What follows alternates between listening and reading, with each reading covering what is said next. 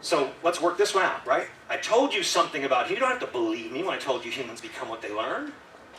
Kind of sounds pretty good though when we went through a few examples, but let's try the opposite. We sit a horse in the chair, and we teach the horse engineering and engineering and engineering and engineering. At the end of 4 years, what do we get? Right? Why? Because animals don't have this superpower that's inside every single human, the power to change. Dogs will always be dogs. Pigs will always be pigs. Kittens will never turn into goats. But human beings can change into all kinds of things, and if we're not careful, we can change into dogs or puppies. I was at a school, and I gave a girl $100 for getting a question right. $100 would go a long way with some kids. They were very excited. I was at this school, so we had probably 85 kids, 5 of their teachers, and I was just testing to see what they were learning from teachers instead of each other.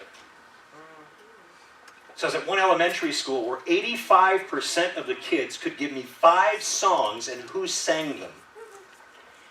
But only 5% of those kids knew what a career was. What does that tell you? Oh, we learn, we're just not learning the stuff that we get paid for.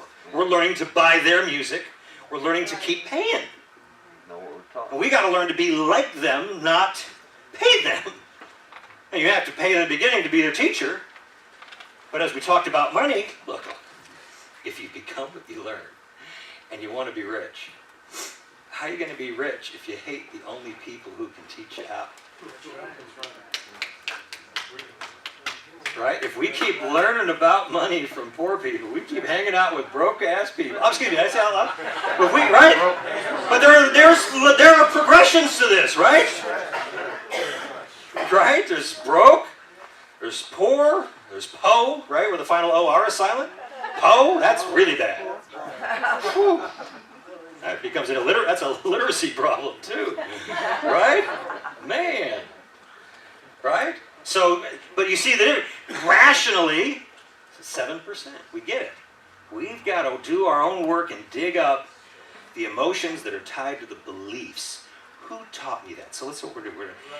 Everything you're going to think you know, you're going to have to stop and say, who taught me that? Because if you come up on the street trying to tell me something, or you come in one of my classes, I used to do this at Catholic Trades, they come in and they try to say, no, you know, blah, blah, blah. They say, well, excuse me, sorry I didn't say this earlier. Thank you for coming to Hero School. I understand that every one of you guys is superior to me in some way. You know stuff I don't. But in my classroom, please allow me to be the expert. Because if you try to tell me something while you're in here, everything you say can and will be used against you while you're here by me, okay? Just to let you know. Okay? But one of the questions I always give is, right, I got to say, who taught you that? That might be right, so be ready for an answer.